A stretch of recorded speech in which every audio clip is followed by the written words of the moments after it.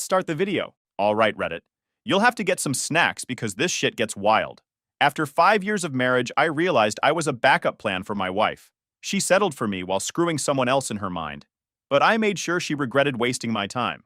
Here's what went down. So I, 34 male, have been married to Jade, 32 female, for 5 years. Met her at a barbecue 7 years ago through some mutual friends. She was smart, funny, gorgeous, and we just clicked immediately. Like when Jim finally got with Pam, except apparently I was more like Roy and didn't know it yet. The dating phase was perfect. 2 solid years of what I thought was genuine connection. We traveled together, talked about everything, had the same goals. When I proposed, she said yes without hesitation. Our wedding was exactly what we both wanted. Just family and friends celebrating what I thought was the real deal. First few years of marriage were honestly great. We bought this nice house in the suburbs, with my name on the deed, thank God. Both our careers were taking off, and we were talking seriously about starting a family.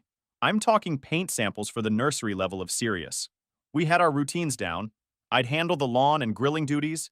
She'd manage the interior decorating and meal planning. It actually worked for us. But then around 8 months ago, things started feeling off. Jade started getting distant in ways that were hard to pinpoint at first. She was always on her phone now, but not in an obvious way. More like she'd get a text, and her whole face would light up. Then she'd quickly put the phone away when I walked in. She'd be scrolling through social media and suddenly close apps when I sat next to her on the couch. During conversations, I could tell her mind was somewhere else. I'd be talking about work or weekend plans and she'd just nod along, but her eyes had this faraway look. The physical stuff started cooling off too. We went from being pretty active in that department to maybe once every couple weeks, and even then it felt like she was going through the motions. I'd try to initiate and she'd have a headache, or be too tired, or just not in the mood.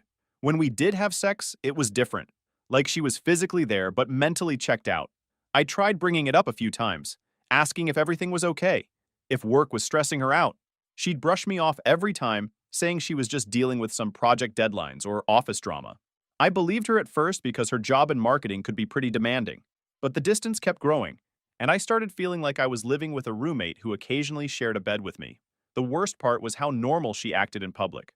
When we'd go out with friends or family, she'd be the same charming, funny Jade everyone loved.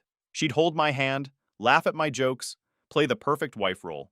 But the second we got home, it was like a switch flipped and she'd retreat back into this distant version of herself. What I didn't know at the time was that Jade had been getting advice from her best friend Skylar, this toxic single woman who seemed to think marriage was some kind of prison sentence. Skylar was one of those people who always had drama in her life and couldn't stand seeing other people happy. She'd been filling Jade's head with ideas about living her best life. Then one evening, completely out of nowhere, Jade suggested we try couples therapy. She said she'd been thinking about our relationship and felt like we weren't connecting the way we used to. She wanted to explore our communication patterns and work on our emotional intimacy. I was actually relieved. Finally, she was acknowledging that something was wrong and wanted to fix it. I thought this was Jade taking initiative to save our marriage. So Jade found this therapist, Dr. Linda, who specialized in couples work. Her office was in one of those professional buildings where every door has some kind of therapy practice. Very "we're here to fix broken people" vibes, which should have been my first clue. Our first session was awkward as hell. Sitting on this beige couch across from a woman with a notepad, explaining why your marriage needs work to a complete stranger. Dr. Linda was professional though. Mid-50s, calm energy, didn't make us feel like total failures for being there. She started with the basics. How long have you been together? What attracted you to each other initially? When did you first notice problems? Standard relationship inventory stuff. Jade seemed nervous but was participating, which I took as a good sign. What I didn't realize was that Jade had been coaching sessions with Skylar beforehand. Skylar had convinced her that therapy was the safe space where she could finally be honest about her true feelings without consequences. She kept telling her that she deserved to be authentically herself and shouldn't have to hide her emotions for anyone. The second session focused on communication patterns. Dr. Linda had us do these exercises where we'd mirror back what the other person said to make sure we were actually listening. Sounds simple, but it was eye-opening how often we were completely missing each other's points. I learned that when Jade said she was fine, she definitely wasn't fine. She learned that when I got quiet, I wasn't angry. I was trying to process. Session 3 was about work-life balance and external stressors. We talked about job pressures, family expectations, financial goals, normal married couple stuff. Jade opened up a bit about feeling overwhelmed at work, and I shared my concerns about us growing apart. It felt like progress. I actually started thinking therapy might work. We were communicating better at home, making more effort to spend quality time together. Jade seemed more present during conversations, and some of the physical intimacy was coming back. Not completely, but enough that I thought we were heading in the right direction. Dr. Linda kept pushing us to be more honest about our feelings and expectations. She'd say things like, authenticity is the foundation of intimacy, and you can't build a real connection on partial truths.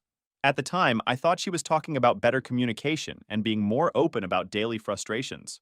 I had no idea she was loading the gun that Jade was about to use to shoot our marriage in the face. Meanwhile, Jade was reporting back to Skylar after every session. Skylar kept encouraging her to dig deeper and really examine whether she was happy. She'd say things like, "You only get one life, and you shouldn't have to compromise your authentic self for anyone." The fourth session started like all the others. Dr. Linda wanted to dig deeper into our relationship history, specifically how our past experiences might be affecting our current marriage. Seemed reasonable enough. She asked about previous relationships and how they ended. I talked about a couple serious girlfriends from college in my early 20s, how those breakups taught me what I wanted in a long-term partner. Pretty standard stuff. Then she turned to Jade. I could see Jade take a deep breath, like she was preparing for something, like she'd been waiting for this moment. That's when everything went to hell. She started telling the therapist about Jared, her college boyfriend. They dated for 3 years during school and broke up when he moved across the country for some job opportunity. But the way she described him, Jesus. She talked about him like he was some kind of mythical figure. Jared was my first real love, she said, her voice getting softer. The relationship that taught me what true connection meant, what it felt like to be completely consumed by someone. Already, I'm feeling uncomfortable. I mean, we'd talked about our exes before, but never like this. And the way she was describing Jared made it sound like he was some life-changing experience, while I was sitting right there like chopped liver. Dr. Linda asked how that relationship ending affected her. Standard therapy question. What happened next will haunt me for the rest of my life. Jade looked directly at me, not down at her hands, not at the therapist, but straight at me, and said, I think about him every day. The room went dead silent. I'm sitting there thinking she misspoke, or I misheard. But then she kept going, and her voice got stronger, more confident. I married David because he's stable and kind, and would be a good father. But I never got over Jared. I thought I could love David the way I love Jared. But I can't. It's not the same kind of love. I swear. Time stopped. You know that scene in movies where everything goes quiet and the camera zooms in on someone's face? That was my life in that moment. So you're saying you settled for me? I asked. My voice sounded like it was coming from underwater. I'm saying I love you, but not the way I should. Not the way you deserve to be loved. You're safe and reliable, and I thought that would be enough. But Jared was passion. Jared was everything you're not. Game over. Marriage terminated. Life as I knew it officially ended. Dr. Linda tried to jump in with some therapy speak about honesty being the first step toward healing, but I wasn't hearing any of it.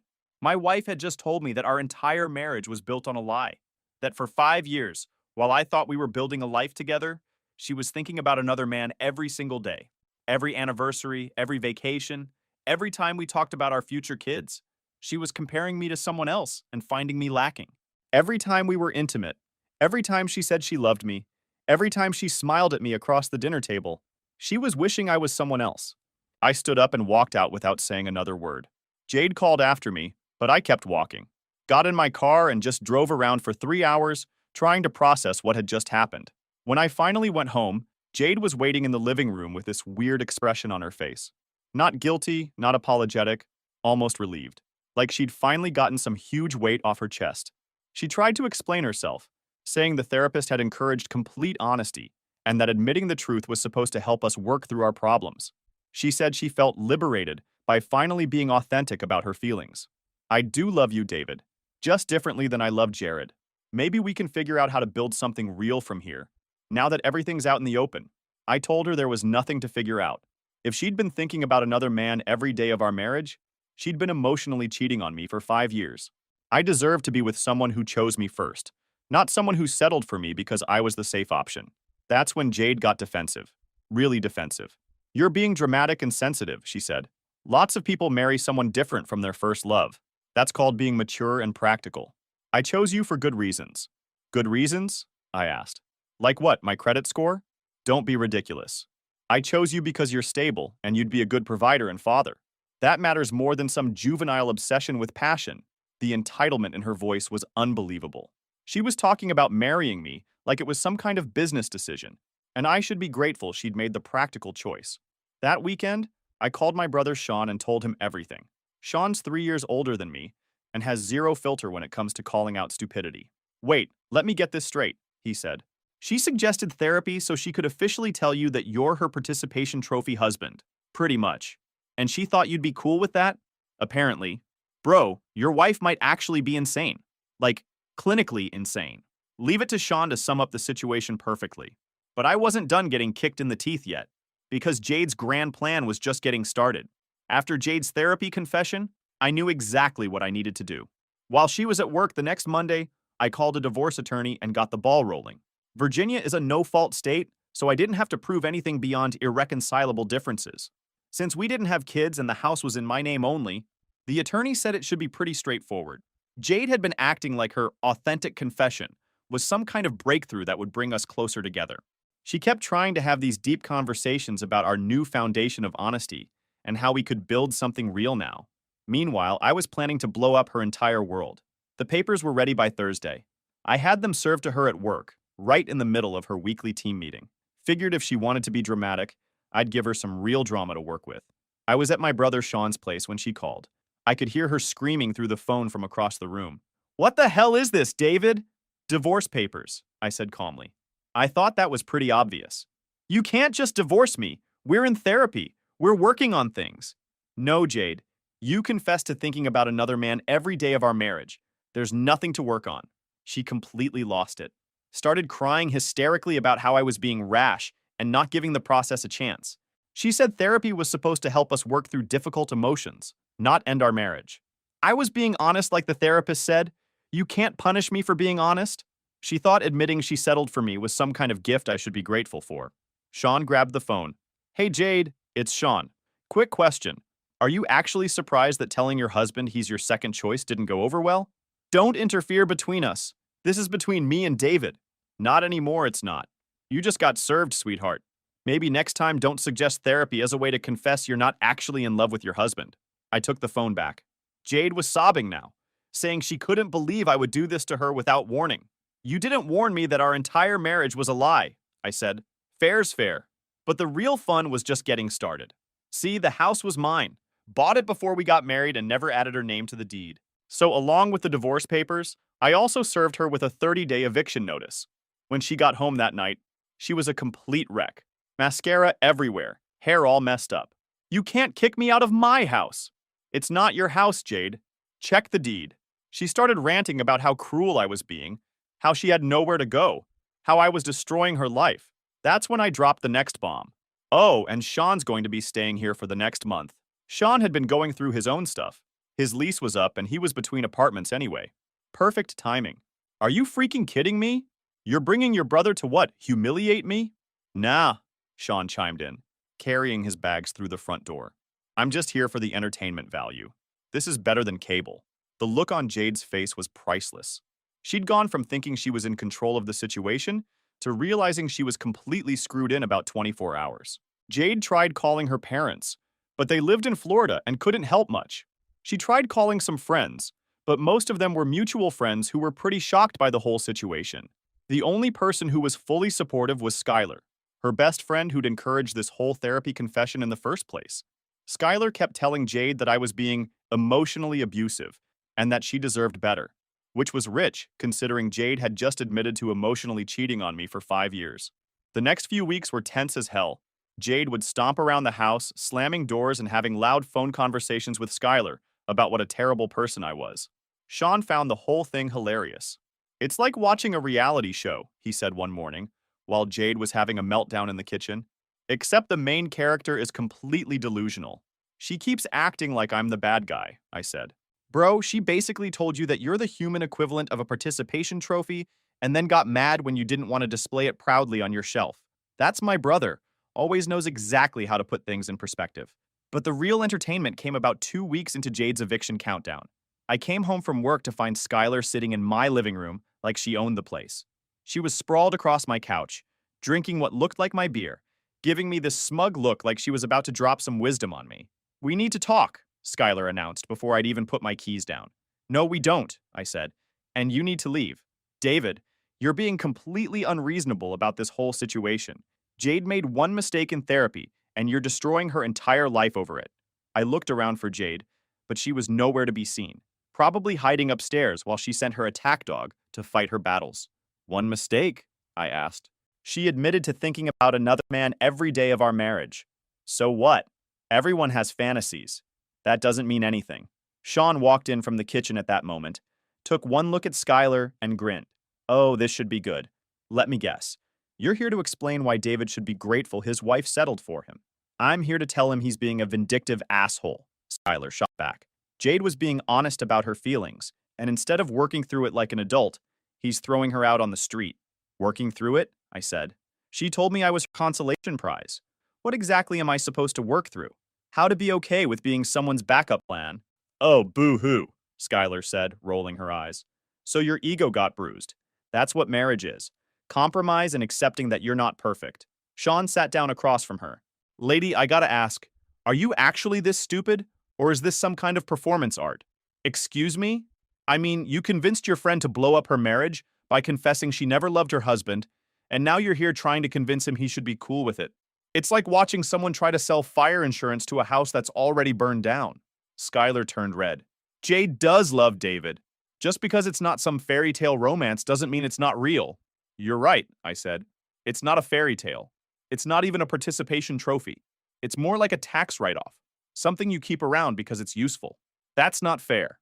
"What's not fair," Sean chimed in, "is your friend wasting 5 years of my brother's life while she fantasized about someone else. What's not fair is her suggesting therapy as a way to drop that bomb on him. And you're sitting in his house, drinking his beer, trying to make him feel bad for having self-respect." Skylar stood up, clearly getting more agitated. "Jade is going through a really hard time right now. She's losing her husband, her house, everything. The least you could do is show some compassion." "Compassion?" I laughed. "Where was her compassion when she was comparing me to her ex every day for 5 years? She wasn't trying to humiliate you. She was trying to be honest." "Skylar," I said, standing up and walking toward the door. "Get out of my house." "What?" "You heard me. Get out. Now." "You can't kick me out. I'm Jade's friend. This is my house. I can kick out whoever I want. And right now, I want you out." Sean was cracking up. "Oh man, this is beautiful." Just then, Jade came running downstairs, probably having heard the whole conversation. "What's going on?" she demanded. "I'm kicking your friend out," I said simply. "You can't do that. You can't kick out my friends." "Watch me," I said, opening the front door. "Skylar, you have 30 seconds to get out before I call the cops for trespassing." Skylar looked between me and Jade, clearly expecting Jade to do something. But what could Jade do? It was my house, and she was already being evicted. "This is insane," Skylar shouted as she grabbed her purse. "Jade, you don't have to put up with this abuse." "Abuse?" Sean said. "Lady, you're sitting in a divorced man's house telling him he should be grateful his wife never loved him. If anyone's being abused here, it's our eardrums." Skylar stormed out, but not before turning back to shout, "Jade, call me! We'll figure this out." After the door slammed, Jade turned on me. "That was completely unnecessary. Skylar was just trying to help. You're both horrible," Jade shouted before stomping back upstairs. Sean looked at me and grinned. "Bro, I haven't had this much fun since college. Your ex-wife and her friend are like a comedy duo, except they don't know they're the joke." But Jade wasn't done with her surprises yet, because apparently admitting she never loved me wasn't enough. She had one more grenade to throw. About 2 weeks into our lovely post-divorce papers living situation, Jade started acting different again. Not devastated different like she'd been since I served her. More like excited different. She was back to being glued to her phone, but now she was being extra sneaky about it. Taking calls outside, texting in the bathroom, that kind of thing. Sean and I both noticed it. "Your wife's definitely up to something," Sean said one evening, while we were grilling burgers in the backyard. Jade was inside having what sounded like a very animated phone conversation. "Ex-wife," I corrected. "And yeah, probably calling Jared. The legendary college boyfriend who ruined her for all other men? That's the one. Want me to find out what she's up to?" Sean used to do some private investigation work before he got into construction. Old habits die hard. "Nah, I don't care what she does. She's got 2 weeks left here and then she's not my problem anymore." But Sean was curious. And when Sean gets curious, things get interesting. Sure enough, a few days later, Jade announced she was going to visit her college friend Emma for the weekend. Except Jade looked way too excited for a casual friend visit. She spent 2 hours getting ready, packed like she was going on a romantic getaway, and was practically bouncing with excitement when she left. Emma lives 3 hours away, Sean said, watching from the window as Jade loaded her car. Want to bet she's not going to see Emma? I'm sure she's not. But again, not my problem. Come on, man. Aren't you at least curious about the guy who's apparently so amazing that he ruined your wife for marriage? I was curious, but I was also trying to move on with my life. Sean had no such restraint. He followed her, kept a good distance, used his old Ninja Turtle skills to tail her without being noticed. And guess what? She didn't drive 3 hours to see Emma. She drove 40 minutes to a hotel outside Richmond, and Jared was waiting for her in the parking lot. Sean called me from his car. Dude, you're not going to believe this. She's here with him. They just went into the hotel together. Are you serious? Dead serious. Sean got video of them walking into the hotel together. Jade looked happier than I'd seen her in months. They stayed for about 3 hours. This is gold, Sean said when he got back. Your ex-wife just committed adultery with a married man, and I got it all on video. Well, at least now I know she's capable of making Jared her first choice for something. Too bad it's just a Tuesday afternoon hotel visit instead of a lifetime commitment. Maybe not for your divorce, but I bet Jared's wife would be interested in seeing this. That's when I realized what Sean was suggesting. Jared's wife had no idea her husband was cheating. She was probably at home with their kid thinking everything was fine, while her husband was hooking up with his ex-girlfriend at some hotel. That woman deserves to know, I said. Damn right she does. Finding Jared's wife on social media wasn't hard. Small town guy, public Facebook profile, plenty of family photos. Her name was Jennifer, and she looked like a genuinely nice person. Lots of pictures with their daughter, posts about family activities, the kind of life Jade had been trying to destroy. Sean sent Jennifer a message explaining who we were and that we had information about her husband that she needed to see. We included the video, along with an explanation of how Jade had been pursuing Jared and using our divorce as an opportunity to reconnect with him. Jennifer's response came 2 hours later. Thank you for telling me. I'm so sorry your wife put you through this. Jared has been acting strange lately and now I know why. Within 24 hours, Jared's world started falling apart. Jennifer confronted him with the video, and he apparently broke down and confessed everything. She kicked him out of the house and called a divorce attorney. Jared then called Jade in a complete panic. I could hear her side of the conversation from downstairs. What do you mean she knows? How does she know? Long pause. But you said you loved me. You said you'd been thinking about me. Another pause. Don't you dare blame this on me. You came to the hotel willingly. And that's when I realized Jared had been playing Jade the whole time. He'd probably been curious about his ex-girlfriend, maybe wanted to see if the old feelings were still there. But when it came to actually leaving his wife and kid, not a chance. Jade came downstairs looking absolutely destroyed. Jared says it's over, she said to me, like I was supposed to care. His wife filed for divorce and she's taking their daughter. Good for her, I said. Good for her. David, this is all falling apart. None of this was supposed to happen. What exactly did you think was going to happen, Jade? She started crying again. I thought if Jared and I reconnected, it would prove that what we had was real. And then maybe I could figure out how to be happy. By destroying 2 marriages? I didn't mean for anyone to get hurt. Sean looked up from his laptop. Jade, sweetheart, you can't cheat on your husband with a married man and then act surprised when marriages get destroyed. That's literally the most predictable outcome possible. The fallout from the Jared situation was immediate and brutal. His wife Jennifer followed through on the divorce, got primary custody of their daughter, and moved across the country to be near her family. Jade was devastated. She'd blown up her marriage, Jared's marriage, and had nothing to show for it except a divorce proceeding and an eviction notice. She spent her last week in my house crying constantly and having long phone conversations with Skylar about how unfair life was. This is all your fault, she said to me one evening. If you hadn't been so dramatic about the therapy session, none of this would have happened. Right, Sean said from the kitchen. It's David's fault that you cheated on him with a married man. That makes perfect sense. I wasn't cheating. We were separated. You were cheating when you were thinking about Jared every day of your marriage, I pointed out. The hotel was just making it physical. Jade moved out on schedule, found a small apartment across town, and I thought that would be the end of our story. The divorce was proceeding smoothly, assets were being divided, and I was finally starting to feel like I could move on with my life. I was wrong. 3 months after the divorce was finalized, Jade called me out of nowhere. She was crying hysterically and asked if she could come over to talk. I almost said no, but something in her voice made me think this was serious. When she showed up at my place, she looked terrible. She'd lost weight, her hair was unwashed, and she had that hollow-eyed look of someone who hasn't been sleeping. She sat on my couch and just stared at me for a few minutes before finally speaking. I'm pregnant. My first thought was confusion about why she was telling me this. We'd been divorced for 3 months and hadn't been together for much longer than that. Then the timeline hit me and I realized what she was really saying. Is it Jared's? I asked. She nodded, tears streaming down her face. Jade's face crumbled. I called him 5 times before he finally answered, and when I told him about the baby, he said it was my problem to deal with. He said he never should have met me at that hotel, and that if I contacted him again, he would get a restraining order. So not only had Jared rejected her fantasy reunion, but he'd also made it clear he wanted nothing to do with her or their child. Why are you telling me this? I asked. Because I don't know what to do. I can't raise a baby by myself. I can't afford my apartment on just my salary.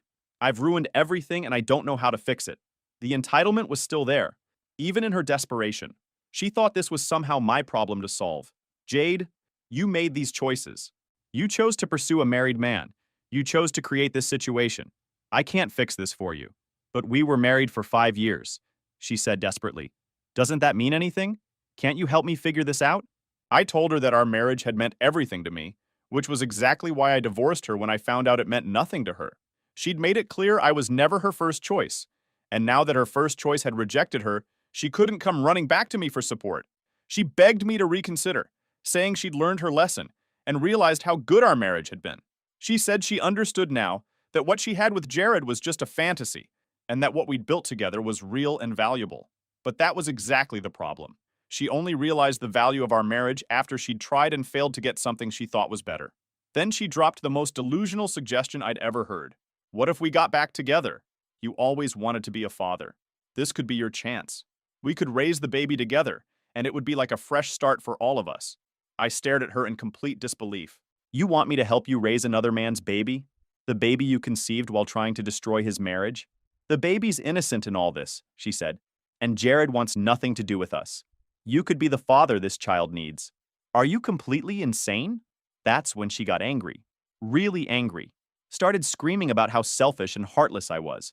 How I was abandoning her when she needed me most. How if I really loved her, I would help her through this. I said the most loving thing I could do was refuse to enable her delusions any further.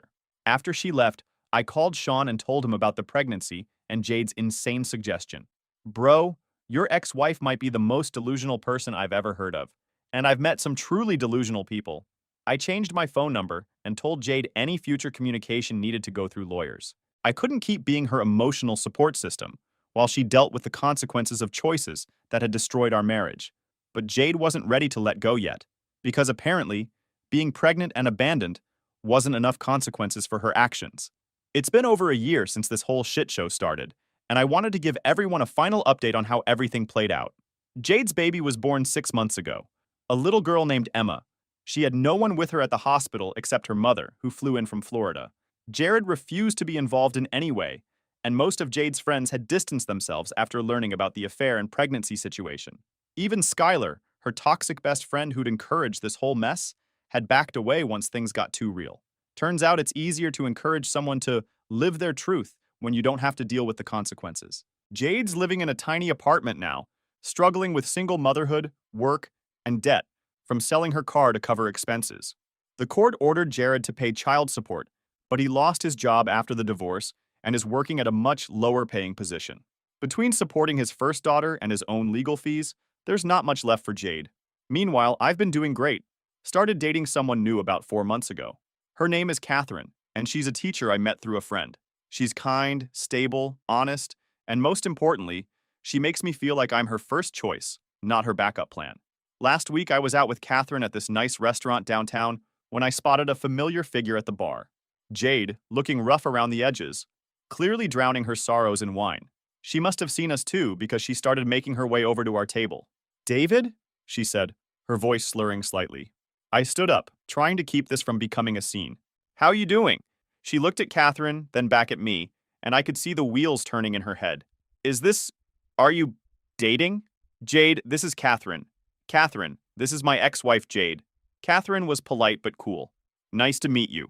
Jade stared at Catherine for a long moment, then turned back to me. We need to talk. If you have anything to say it here. How could you move on fast? She said.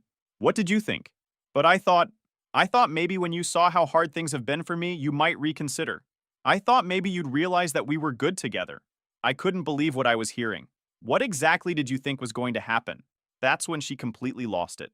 Started crying loudly, how she had no one to help with the baby. I made mistakes, but I was just trying to be honest about my feelings. You're punishing me for being authentic. People were starting to stare. You need to go home. You're drunk and you're making a scene. I'm making a scene? You're the one who destroyed our marriage over something I said in therapy. You're the one who had your brother spy on me. You're the one who ruined Jared's marriage. Jade, I need you to leave. Now. She looked at Catherine again, then back at me. She's prettier than me. Is it about that? Are you serious? Is she your first choice, David? Or is she settling for you too? Catherine chose me, I said simply. That's the difference. Security ended up escorting her out. She was still crying and shouting about how everyone had abandoned her and how unfair life was. Catherine was incredibly understanding about the whole thing. That was your ex-wife. Unfortunately, she seems intense. That's one word for it. I can see why you divorced her. The whole thing had been a setup from the beginning. The therapy suggestion, the build-up, the dramatic confession. It was all designed to blow up our marriage while making her look like the victim who was just being honest. But it backfired. Instead of getting her fantasy reunion with Jared, she ended up pregnant and alone. Instead of keeping me as a backup while she figured out her feelings, she lost everything. I feel bad for little Emma, who's going to grow up with a mother who makes terrible decisions and a father who wants nothing to do with her. But that's not my responsibility to fix. I'm focused on my future now, with someone who actually wants to be with me. To anyone going through something similar, don't settle for being someone's backup plan. Don't stay with someone who makes you feel like you have to earn their love or compete with their memories. You deserve to be with someone who chooses you first every single day. Don't accept anything less than that.